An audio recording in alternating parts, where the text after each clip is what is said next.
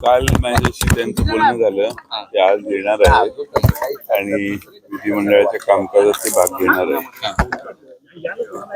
संध्याकाळी दुपारी आमची भेट आहे. ते आल्यामुळे विरोधकांची जी मोठी ती आणखी जास्त मजबूत होईल. आणि नक्कीच तुम्ही काल 1 नंबर आणि 2 नंबरचा विषय काढला, याला त्यांनी उत्तर दिलं राजेंनी, म्हटलं की आम्ही 1-2 नंबर हे अदली बदली करत राहतो. शंभूराजे देसाई म्हणाले, याकडे तुम्ही नेमकं कसं पाहता? मी तिथंच बघितलं, आता परत बाहेर येऊन पाहायची गरज नाही. परत त्याच्यावर रिपीट काय झालं ना, सभागृहातली चर्चा बाहेर त्याच्यावर काही जास्त बोलण्यात अर्थ नाही. त्यावेळेचा तो विषय असेल. अंबादास दानवेंनी एक ट्विट केलंय, त्यामध्ये ते म्हणतायत की राज्यात अब्जावधीचा कोट्यावधीचा निधी आला मुख्यमंत्री सहायता निधीमध्ये, मात्र केवळ 75,000च वाटप जे आहे ते करण्यात आलं प्रत्येकी. इतर बाकीचा पैसा गेला कुठे, असा प्रश्न उपस्थित करतो. ही थोडीशी धक्कादायक माहिती आहे, त्याची पडताळणी करणं आवश्यक आहे. कारण एवढा मोठा निधी आला आणि वाटपच झालं नाही, असं जर खरं चित्र असेल तर ते गंभीर आहे. विरोधी पक्षनेते विधान परिषदेत जे होते त्यांनीच ही माहिती उजेडात आणली असल्यामुळं ती योग्य असेल आणि ती जर खरी असेल तर ती धक्कादायक आहे असं मला वाटतं. सामाजिक न्याय विभागाचा जो निधी आहे तो सुद्धा वळवण्यात आलेला आहे लाडक्या बहिणीकडे. आणि दुसरा प्रश्न असा आहे की सत्ताधारी जे आमदार आहेत त्यापैकी काही म्हणतात की आम्हाला निधी मिळत नाहीये विकास कामासाठी. विरोधकांचे जे आमदार आहेत विरोधामध्ये, त्यांना तरी निधी मिळतोय का, हा सुद्धा सवाल. विरोधी आमदारांना निधी मिळण्याचे एवढं मन सरकारचं मोठं नाहीये, त्यामुळे त्यांचा विषय पुढचाच आहे. पण जे सत्तेत आहेत तेही समाधानी दिसत नाही, कारण अनेकांच्या अन्याय चालू आहे. काही ठराविक आवडत्या लोकांना शेकड्यात निधी आहे आणि आवडत्या लोकांना 1 अंकी 2 अंकी निधी आहे. सत्ताधारी आमदारच नाराज आहेत, एकंदरीत ही स्थिती दिसते. आणि अधिवेशन खूप कमी कालावधीचं आहे. मला वाटतं की समाजाला न्याय मिळेल अशी स्थिती आहे. न्याय 6 दिवसाच्या अधिवेशनात मिळणार नाही हे काळ्या दगडावरची रेघ आहे. पण विदर्भातल्या शेतकऱ्यांचे प्रश्न, विदर्भातले अनेक प्रश्न आम्ही आज पुढचे 4 दिवस जे आहेत त्या 4 दिवसात मांडणार आहोत. विरोधी पक्षाच्या वतीने तरी हे प्रश्न मांडले जातील. सुरू झालेल्या आहेत, त्यात देखील भेट झाली. अजित पवार आणि शरद पवारांची भेट झाली. निमित्त होतं वाढदिवसाचं, पण राजकीय चर्चा झाली असेल. मला माहित नाही ना, मी नव्हतो तिथं, त्यामुळे मी त्याच्यावर कसं भाष्य करणार. आणि वाढदिवसाचं जेवण असेल तर सगळे येऊ शकतात.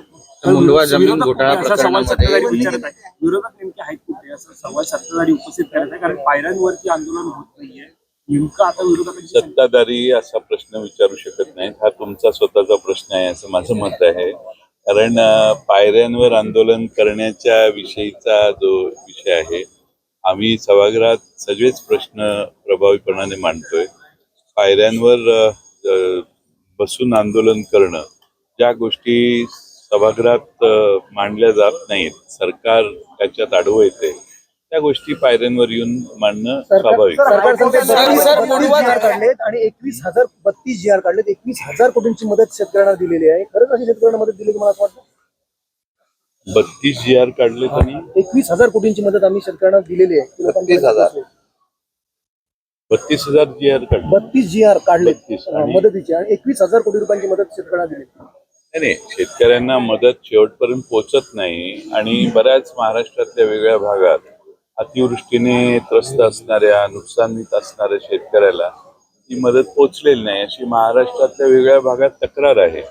लोक तक्रार करतात की विरोधी पक्ष म्हणून आमच्याकडे येते, म्हणून आम्ही आवाज उठवतो.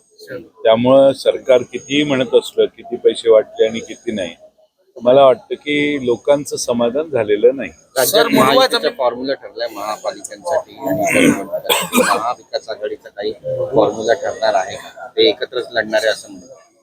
आम्ही महाविकास आघाडी म्हणून जिथं शक्य आहे तिथं सर्व ठिकाणी एकत्रित लढू. सर, मुंडवा जमीन गैरव्यवहार प्रकरणी हायकोर्टाने असं सांगितलंय की पार्थ पवार यांचं नाव का नाही, असा प्रश्न जो आहे तो उपस्थित केला. हा काल मला प्रश्न विचारण्यात आलेला, त्याच्यावर मी काल बोलून झालेलं. पालघर जिल्ह्यामध्ये सध्या सीमावाद झालाय. वेवजी वेवजी नावाचं गाव आहे महाराष्ट्रातलं. 500 मीटर आत गुजरात सरकारनं स्वतःचे आता तिथे तंबू लावलेत आणि त्यामुळे त्या गावामध्ये आता गोंधळ निर्माण झालाय, वाद सुरू झालाय.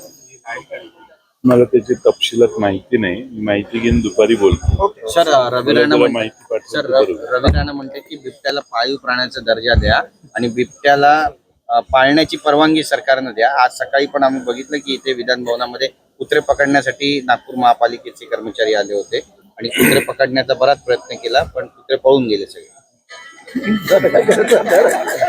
ज्या सरकारला कुत्रे पकडता येत नाही ते बिबटे काय पकडणार, हा दुसरा प्रश्न त्यातून उद्भवतो. रवी राणांचं जे दृष्टिकोन आहे की बिबट्यांना पाळीव प्राण्याचा दर्जा द्या, त्यामुळं महाराष्ट्रातल्या सत्तारूढ पक्षाची दिवाळखोरी काय चालू आहे हे तुम्हाला त्यातनं लक्षात यायला हरकत नाही. पुणे जमीन प्रकरणावरती विरोधक गप्प आहेत. तेरी बिचूक असं काही वाटवलं आहे. असं काही नाही. आमच्या सरकारच्या समितीच्या निष्कर्ष काय येत आहेत याची वाट आम्ही बघतोय. 1 महिन्याची मुदत त्यांनी घेतलेली होती. त्या मुदतीत ते काही निष्कर्ष काढतील, त्यानंतर त्यावर आम्ही बोलू. ज्यावेळी निष्कर्ष निघाले नाही तर हवेत गोळ्या मारणं योग्य नाही. ते आमच्या हातात माहिती जी तुमच्याकडे आहे तेवढीच उपलब्ध आहे. ते समिती नेमलेली आहे ती अधिक माहिती देत असेल तर त्यानंतर त्यावर बोलणं योग्य आहे. नगर परिषदेच्या निवडणुका संपल्या, 21 तारखेला निकाल आहे आणि अशा वेळेला सत्ताधारी पक्षाच्या मशीनची खबरदारी घेत आहेत बाहेर बसून. हायकोर्ट म्हटलेलं आहे की एफआयआर मध्ये नाव का नाही नोंदवलं गेलं, असा हायकोर्टाने सवाल विचारलेला आहे. कारण जे सही करतात तेच पहिल्यांदा जबाबदार असतात. त्यामुळे जो करार करतो त्या करार केल्यानंतर त्याच्यावर जर गुन्हा दाखल झाला तर पुढच्या इन्व्हेस्टिगेशन मध्ये त्या कंपनीमध्ये कोण कोण आहे काय आहे हा सेकंड थॉट आहे. तो इन्व्हेस्टिगेशन मध्ये जर पुढे आला तर आवश्यक असेल तर त्यावर पुढचे पावलं उचलली सत्ताधारी जातात. त्यात पहिल्याच दिवशी सगळ्या गोष्टी होत नाहीत ना. प्रोसिजर आहे. ज्या मशीन्स आहेत ठेवलेल्या त्या मशीनच्या संरक्षणासाठी सत्ताधारी पक्षाचा विरोधी सगळे लोक बाहेर बसलेले आहेत, रात्रंदिवस पहारा करतात. हे कशाचे द्योतक आहे? द्योतक आहे कारण लोकांचा या ईव्हीएम वर विश्वास नाही. अनेक ठिकाणी जयसिंगपूरला का कुठं वडगावला मला वाटतं काल घटना घडली की तिथं सीसीटीव्ही लोकांनी आणून लावलेले कॅमेरे ते पोलिसांनी येऊन काढले. म्हणजे डोक्याचा काही भागच नाही. ते लोक पाळत ठेवत असतील कॅमेऱ्याने तर सरकारचं किंवा पोलीस यंत्रणेला काय त्रास होतो. पण सीसीटीव्ही कॅमेरे लावून देत नाही, तिथं माणसं राहून देत नाहीत. म्हणजे सगळ्या संशय यावा अशाच हालचाली सरकारी यंत्रणा करत असतात.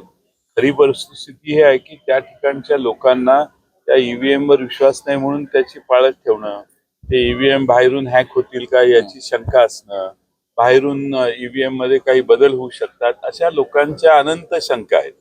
म्हणून मी सतत सांगतोय की निवडणूक आयोगाच्या या निवडणूक पद्धतीवर लोकांचा विश्वास कमी झालेला आहे. निवडणूक आयोगाने बॅलेटवर निवडणुका घेतल्या तर निवडणूक आयोगाला देखील काहीतरी अर्थ निर्माण होईल. सरकारने कायद्यात बॅलेटने निवडणुका घ्याव्यात हा ठराव मांडला तर महापालिका आणि जिल्हा परिषदा पंचायत समित्यांमध्ये त्यांनी सत्तारूढ पक्षाने मिळवलेल्या विजयावरही शंका असते.